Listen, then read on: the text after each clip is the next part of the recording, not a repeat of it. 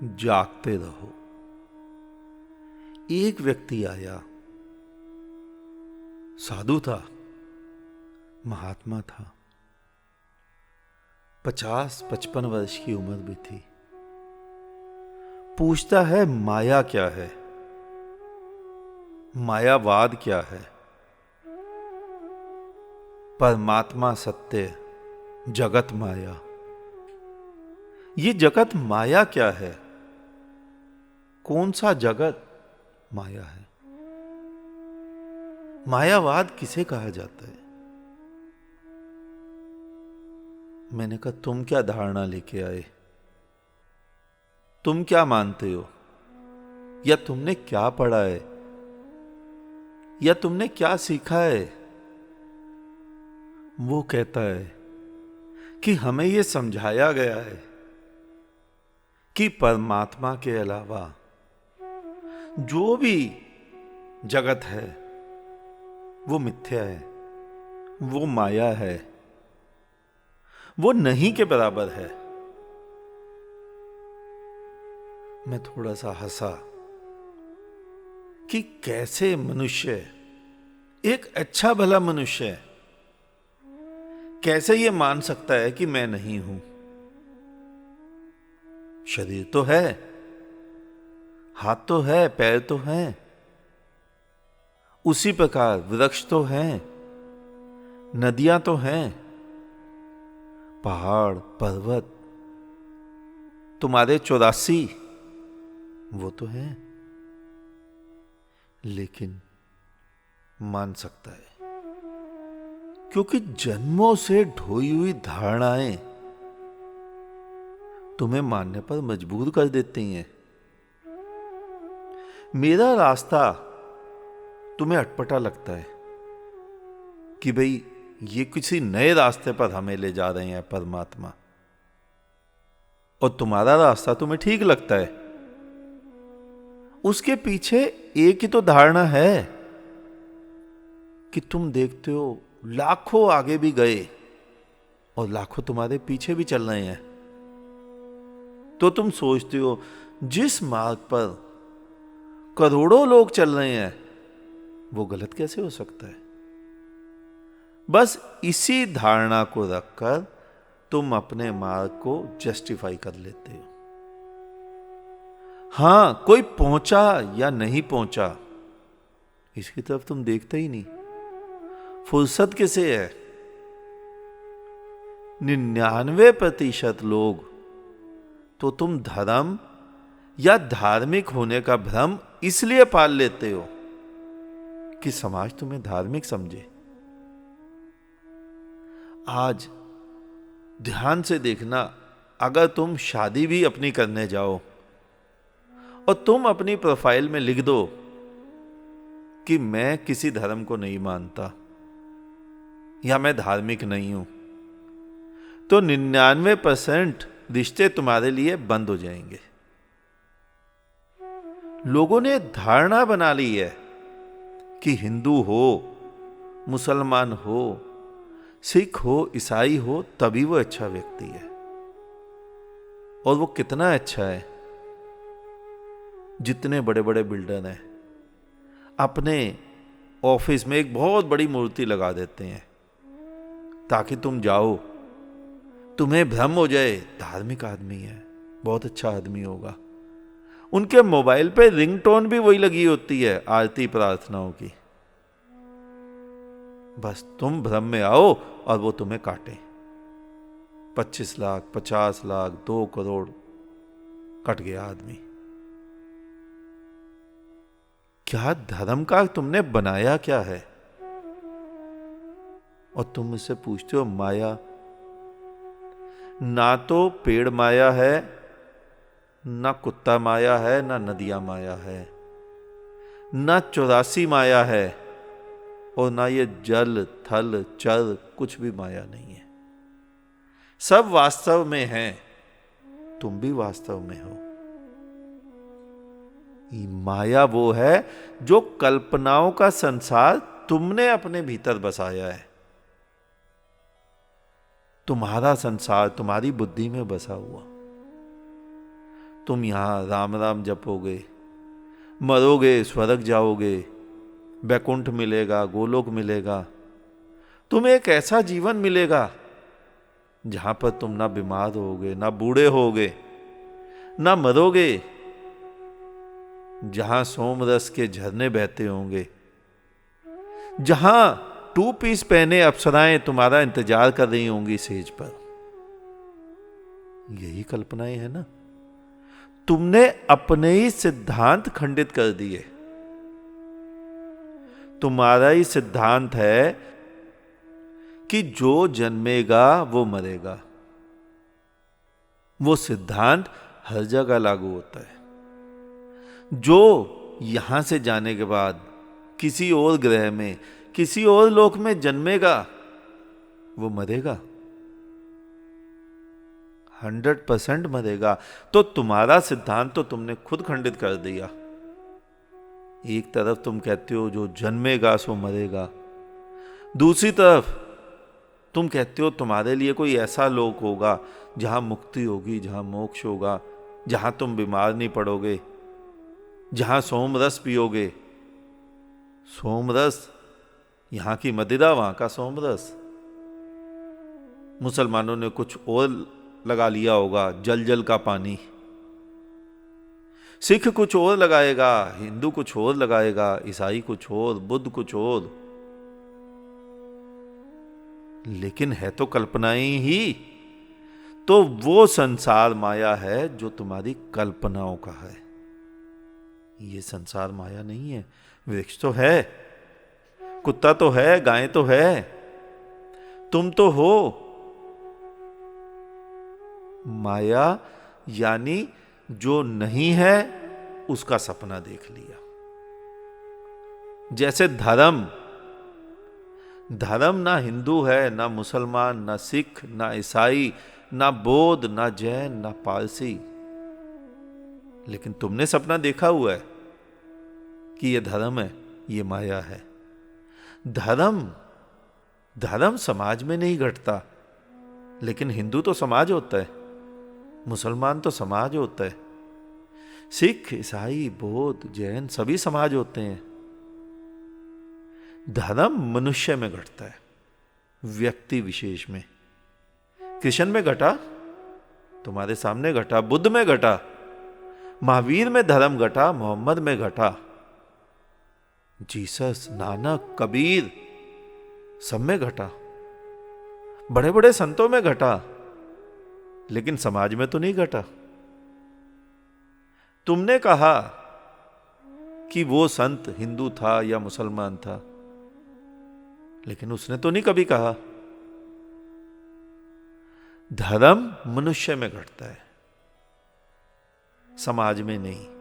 तो माया वो हुआ जो नहीं है और जिसको तुम माने रखते हो, उम्मीदें लगाए रखते हो। तुम्हारा संसार, तुम्हारी बुद्धि की कल्पनाओं का संसार, वो माया है।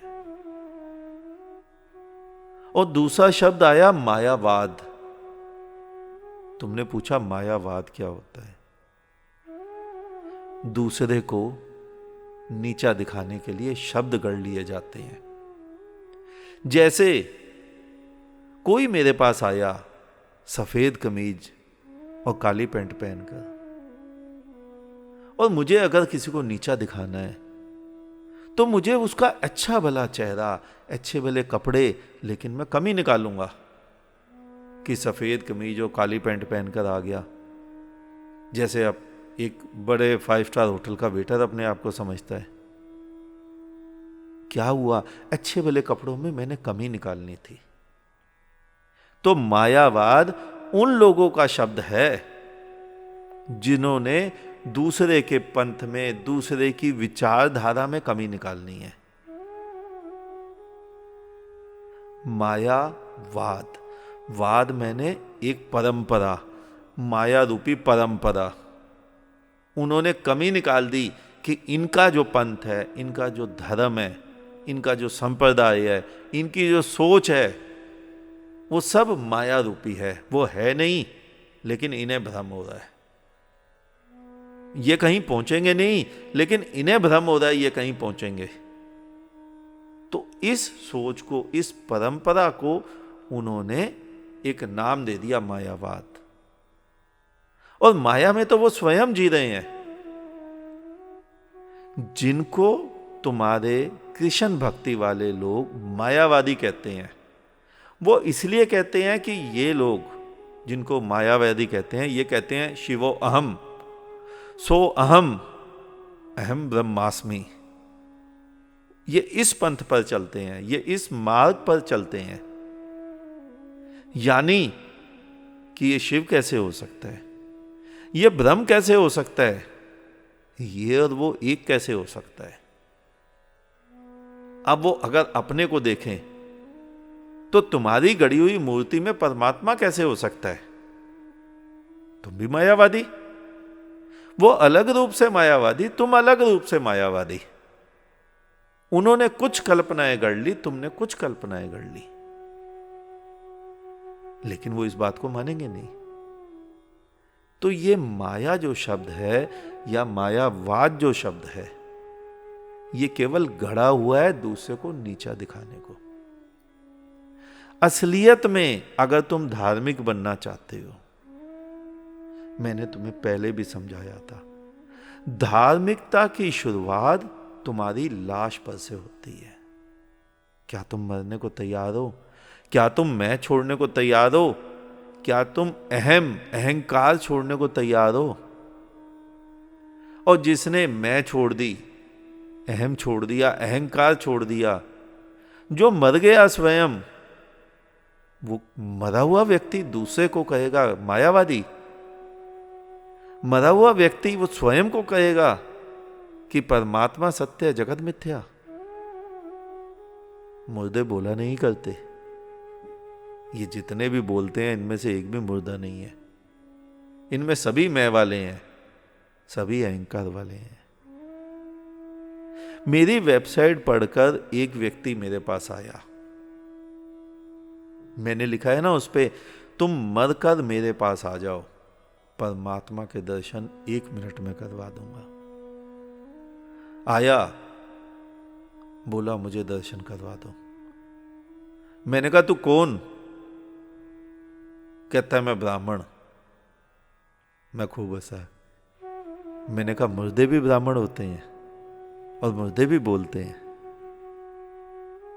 मैं कहा तू समझा ही नहीं।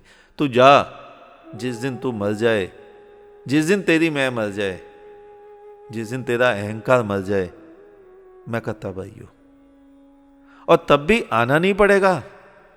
जैसे ही तू मरेगा वहीं तेरा परमात्मा जन्मेगा, तेरे भीतर तेरा जन्मेगा, और तू हाथ उठा के घोषणा कर देगा कि परमात्मा के दर्शन हो गए। रास्ता मैंने बताया, चलना तो तुझे ही है। तो मुर्दे कभी बोलते हैं? और क्या मैं के ऊपर, तुम्हारे अहंकार के ऊपर परमात्मा का आविर्भाव होता है? नहीं। विराट का आविर्भाव कूप में कैसे होगा?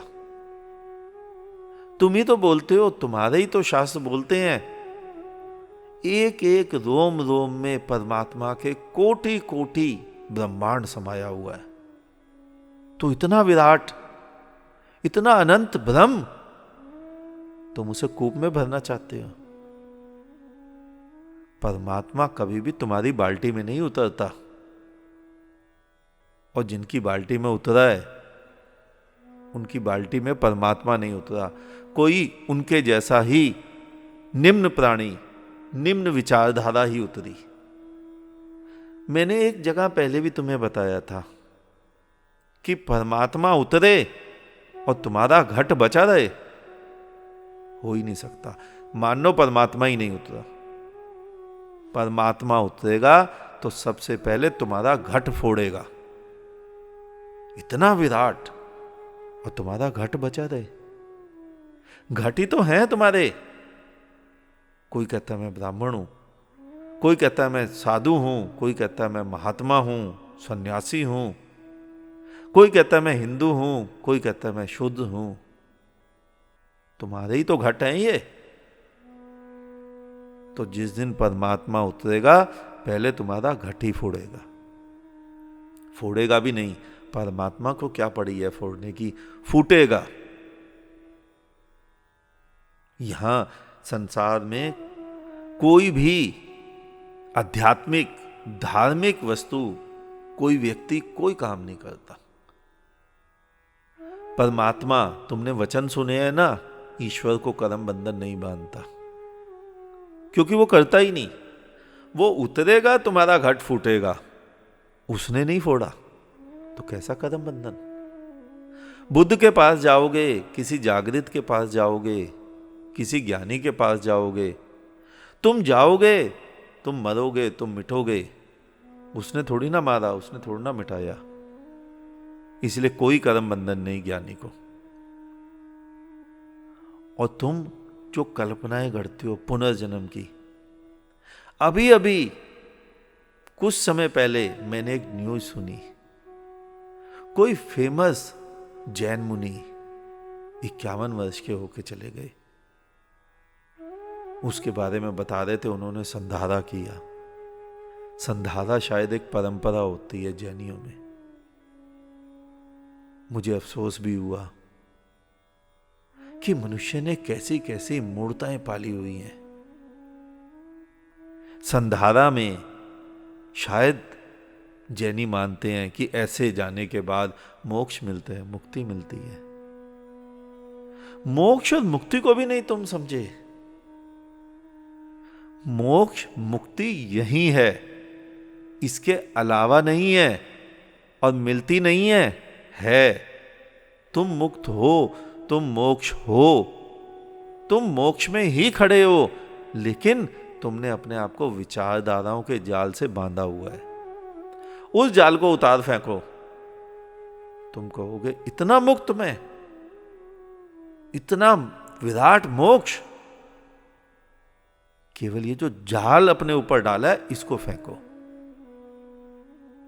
मुझे अफसोस भी हुआ कि इतना ज्ञानी ध्यानी व्यक्ति, वो भी ये मानता है कि मुक्त कहीं और है, मोक्ष कहीं और है। महावीर, बुद्ध, उन्होंने तो ऐसे कोई विचार नहीं पाले कि यहां से जाने के बाद मुक्त होंगे। महावीर यहीं मुक्त थे, बुद्ध यहीं निर्वाण में थे। यहां से जाने के बाद कोई निर्वाण नहीं था। तुम समझे ही नहीं। समझे इसलिए नहीं कि जिस तरह किसी ने हिंदू परंपरा को ढोया है, किसी ने मुसलमान को, उसी तरह कुछ ने बुद्ध को ढो दिया परंपरा बनाकर, कुछ ने जैन को, महावीर को परंपरा बना लिया। परमात्मा ऐसे नहीं मिलता, बुद्धत्व ऐसे नहीं मिलता, मुक्त ऐसे नहीं होता। मुक्त होने के लिए एक ही साधन है कि तुम अपना जाल उतार कर फेंक दो। जिस जाल के कारण तुम अपने आप को जकड़े जकड़े मानते हो, उस जाल को उतार कर फेंक दो, फिर तुम मुक्त हो। यही मुक्त हो किसी भी प्रकार की विचारधाराओं से, बंधनों से, परंपराओं से। तो माया वो नहीं है जो वृक्ष तुम्हें दिख रहे हैं, जो पशु पक्षी तुम्हें दिख रहे हैं, जो संसार तुम्हें दिख रहा है, ये माया नहीं है। वो कल्पनाएं जो तुमने अपने अंदर गढ़ी हुई हैं, वो माया है। तुम्हारी पत्नी बच्चे भी माया नहीं है। पत्नी बच्चों के साथ ध्यान से देखना, तुम्हारे धार्मिक कहते हैं आसक्ति होती है। कितनी आसक्ति होती है। वो पत्नी कहना नहीं माने, 10 साल में तुम्हारी आसक्ति टूट जाती है। बच्चे बड़े हो जाते हैं, लड़के अपनी पत्नियों के साथ चले जाते हैं, बेटियां अपने पतियों के साथ चले जाती हैं, तो तुम्हारी वहां से आसक्ति टूट जाती है। पत्नी बच्चों में से आसक्ति नहीं होती। सबसे बड़ी आसक्ति तुम्हें तुम्हारे धर्मों से है कि मैं और मेरा धर्म, उसको तोड़ना है। कितनों को पत्नी बच्चों से आसक्ति होती है। जरा अगर तुम 50-60 के हो गए तो तुम ध्यान से देखना, क्या तुम्हारी आसक्ति पत्नी बच्चों से अब है? तो स्वतः ही चली जाती है। सबको पता है हम 60 के हो गए, 10-15 साल में कोई ना कोई चले जाएगा हम में से। आसक्ति होती तो उसके साथ मरने को तैयार हो जाता, लेकिन धर्म के साथ तो तुम मरने को तैयार हो जाते हो। तुम्हारा धर्म स्थल कोई तोड़ दे, तुम सब कट मरते हो, सिर कटा देंगे, उसको मार के रहेंगे। तो अब ध्यान से देखो आसक्ति कहाँ है। आसक्ति ना पत्नी में, ना बच्चों में, ना पैसों में। आसक्ति तुम्हें तुम्हारी मैं में है। मेरा धर्म स्थल, मेरा धर्म ग्रंथ, मेरा शास्त्र, मेरा ईश्वर। तो ये है माया, जहां तुम्हारी मैं फंसी हुई है कल्पनात्मक रूप में। तुम जब पैदा हुए तुम्हें पता भी नहीं था तुम हिंदू थे या मुसलमान, सिख थे या ईसाई, बौद्ध थे या जैन। कुछ लोगों ने मिलकर तुम्हें हिंदू बनाया, कुछ लोगों ने मिलकर तुम्हें मुसलमान बनाया, और वो कुछ लोग और कोई नहीं थे, तुम्हारे ही सगे संबंधी, तुम्हारे माता पिता थे। उन्होंने तुम्हें हिंदू या मुसलमान बनाया ताकि ये हमारी संख्या से बाहर ना हो जाए। ध्यान से देखना, हमारे बच्चों को हिंदू हम ही ने बनाया, मुसलमान हम ही ने बनाया, या किसी और ने, या परमात्मा ने, इस जगत ने, विराट ने, अस्तित्व ने, प्रकृति ने। हंसोगे अपने पे, किसी ने कुछ नहीं बनाया, हमने स्वयं को बनाया। पहले माता पिता ने बनाया और फिर हम चले गए अपने अपने धर्म स्थल, मंदिर, मस्जिद, गिरजे, गुरुद्वारे। आओ हम पे सारा जाल डाल दो। वो जाल जो तुमने अपने ऊपर खुद डाला, वो सोच, वो विचारधाराएं, वो है माया, वो है मायावाद। मैं तुम्हें ईश्वर से विमुख नहीं कर रहा हूं। ईश्वर को मानो, परमात्मा को मानो, अस्तित्व है, एक विराट अस्तित्व इस पूरे जगत को चलाया जा रहा है, वो है। लेकिन उसके लिए तुम्हें हाथ जोड़ने हैं, उसके लिए तुम्हें शुक्रिया करना है, उसका अहोभाव तुम्हारे हृदय से निकलना चाहिए। उसके लिए माथा टेकने भी तुम मंदिर मस्जिद ढूंढते हो, ये मायावाद है। वहां झुकने के लिए भी तुम्हें कोई ना कोई आलंबन चाहिए। जो झुकना जिसे आ गया वो कहीं भी झुक जाएगा, वो तो हमेशा ही झुक जाएगा, फिर उसका सिर कहीं उठेगा। लेकिन तुम्हारे धार्मिकों के सिर, जिनको तुम धार्मिक बोलते हो, उनके सिर तो 7वें आसमान जितने ऊंचे हैं। ध्यान से देखना, तुम अपने धर्म स्थल जाते हो, तुम वहां प्रणाम करते हो, तो तुम झुकते हो कहीं? तुम अलग खड़े रहते हो, देखो मैं कैसे प्रणाम कर रहा हूं, मेरे को दुनिया देखेगी। तुम्हारी वह तो और ऊपर उठ जाती है। मंदिरों में लोग कीर्तनों में नाचते भी तभी हैं जब भीड़ होती है। अकेले होते हैं तो ना पंडित नाचता है ना लोग नाचते हैं, कौन देखेगा? तो ये जो मैं है, ये जो सोच है झुकने की कि मैं झुका, लेकिन झुके तो नहीं, ये जो सोच है दिखावे की, ये है माया। ये है तुम्हारा कल्पनात्मक संसार। तुम यहां किताबें भरे जा रहे हो राम राम लिख के, अल्लाह अल्लाह लिख के, और तुम सोच रहे हो इसका फल तुम्हें वहां मिलेगा। किया क्या? लोभ था तुम्हारे अंदर, कुछ यहां के नोट इकट्ठे करने लग गया, यहां सुख सुविधाएं, मकान, गाड़ी होनी चाहिए। किसी ने किताबें भरनी चालू की, राम राम, अल्लाह अल्लाह, ओम नमः शिवाय, वाहेगुरु, जीसस, इनकी, वो लोभ वहीं का वहीं रहा। अब मुझे इसके बदले वहां पर मकान चाहिए, गाड़ी चाहिए, स्त्री चाहिए, कोठी चाहिए। लोभ तो वहीं का वहीं रहा, कुछ भी बदला? पहले भिखमंगापन यहां की वस्तुओं के लिए था, अब भिखमंगापन वहां की वस्तुओं के लिए आ गया। क्या बदला? ये जो स्थिति है इसका नाम है माया, और कोई माया नहीं है। आगे तुम जो धारणाएं रख के बैठे हो, शायद तुम्हें मेरी बात अभी समझ ना आए। अपने आप को सुनो, इसको अपने आप से बोलो कि अभी हम अपने ही मार्ग पे पूर्ण रूपेण दौड़ेंगे, चलेंगे, और चलो उस पे। खूब अच्छी तरह चलो। और जब लगे कि अब केवल 5-7 वर्ष रह गए जीने को, उम्र हो गई 65, 70, 75, अभी तक ईश्वर का साक्षात्कार नहीं हुआ, चलो जीवन का ही जुआ खेल लो, तब मेरी बात मान लेना, तब मेरी बात सुन लेना। हो सकता है जो 75 वर्ष में ना घटित हुआ हो वो 5 वर्ष में घट जाए घटना। चलो अपने ही मार्ग पे पहले। लेकिन अगर उससे ना मिले तो अपने आप को दांव में लगाने की हिम्मत रखना, अपने आप को कह पाना कि अब मैं जुआ खेलता हूं अपना, कि या तो मर जाऊंगा या भ्रष्ट हो जाऊंगा या सारे धर्म कर्म छोड़ दूंगा और इस मार्ग पे जाऊंगा, शायद तब मिल जाए। लेकिन तुम डरपोक, शायद तुम अपना भी दाव कभी नहीं लगाओगे, आखिरी दाव कभी नहीं लगाओगे। बस ऐसे ही कहते रहोगे।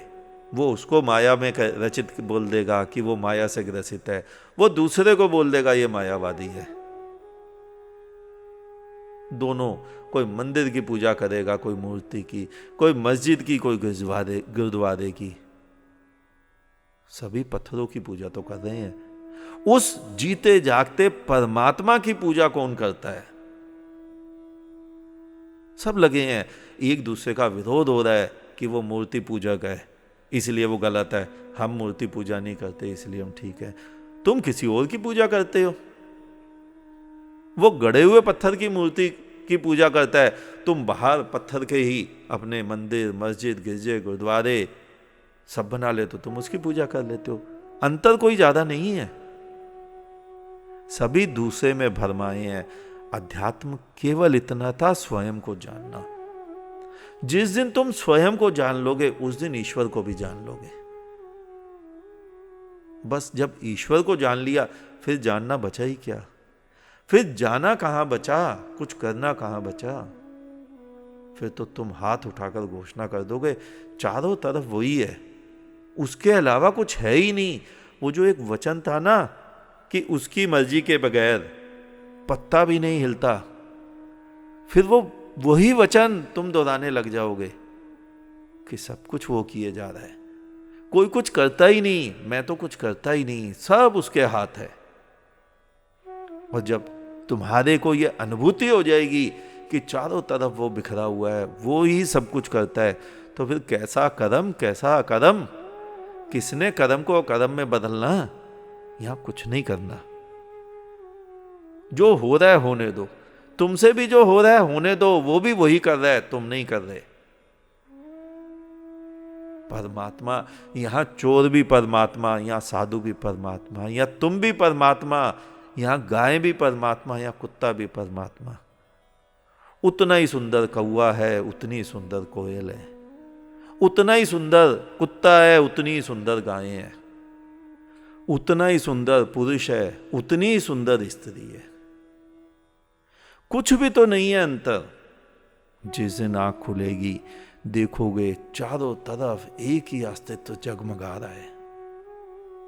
लेकिन अभी तुमने चश्मे लगाए हुए हैं धर्मों के, अपनी अपनी मैं के, अपने अपने अहंकार के। तुम्हें तुम सत्य है और बाकी सब माया नजर आता है, मायावाद नजर आता है।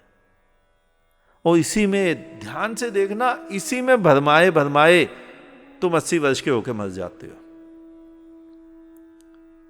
सबको ये लगता है मैं मनुष्य, मैं बहुत उत्तम, मैंने बहुत अच्छे कर्म किए। ये सारे 84 पापी पिछले जन्मों में पाप किए, तभी कोई कुत्ता बना, कोई कबूतर, कोई तोता, कोई कौआ, कोई गाय, कोई सूअर। लेकिन ध्यान से देखना, मनुष्य के अलावा क्या कोई पशु, पक्षी, घास का तिनका, गुलाब के वृक्ष के कांटे, कीकर का पेड़, नीम का पेड़, ध्यान से देखना तुम्हें कोई उदास नहीं दिखाई देगा। सब खुश हैं, उस परमात्मा की मस्ती में नृत्य कर रहे हैं। एक मनुष्य दुखी है क्योंकि वो उपाय कर रहा है।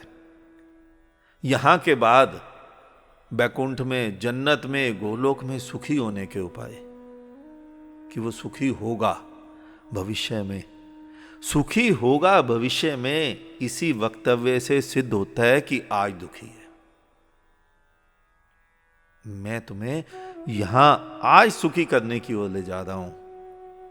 तुम आज परमात्मा को देखो, आज तुम सुखी हो सकते हो।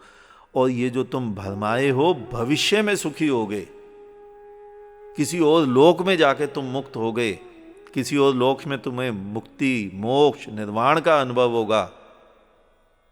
ये माया है, ये सोच माया है। नहीं मानते, फिर वही अंत में बोलूंगा, अपने अपने कृत्यों में लगे रहो। लेकिन 60, 65, 70 जब इच्छा हो कि अब तक नहीं हुआ अनुभव उस ईश्वर का, उस खुदा का दीदार नहीं हुआ, अब चलो अपने आप को भी दांव पे लगाते हैं, तब आ जाना, तब दिखा दूंगा। जब पूरा जीवन व्यर्थ हुआ, 70 वर्ष गए, 75 वर्ष गए, अभी तक ईश्वर का साक्षात्कार नहीं हुआ, तो इस जीवन को रख के भी क्या करोगे? तब आ जाना, 5 वर्ष, 2 वर्ष, और ना दिखा पाऊं तो मुंह पे थूक के चले जाना। लेकिन जिस दिन अपने को दांव पे लगाने को तैयार हो, वरना भटकते रहो। माया क्या है, कभी किसी से पूछ लो, कभी किसी से, कभी इस मंदिर, कभी उस तीर्थ, भटको भटको, खूब भटको। लेकिन स्वयं से इतना कहने की हिम्मत रखना अंत में, जब मरने लगो, कि मैंने अपना पूरा जीवन व्यर्थ गवा दिया, परमात्मा का, ईश्वर का साक्षात्कार नहीं हुआ, खुदा का दीदार नहीं हुआ, और इस सारे कृत्य की जिम्मेदारी मेरी थी कि मैं नहीं कर पाया। परमात्मा की कोई गलती नहीं थी, अस्तित्व की कोई गलती नहीं थी। बस यही माया है कि तुम जो भरमाए रहते हो। आज इतना ही, शेष किसी और दिन। अंत में चारों तरफ बिखरे फैले परमात्मा को मेरा नमन। तुम सभी जागो, जागते रहो।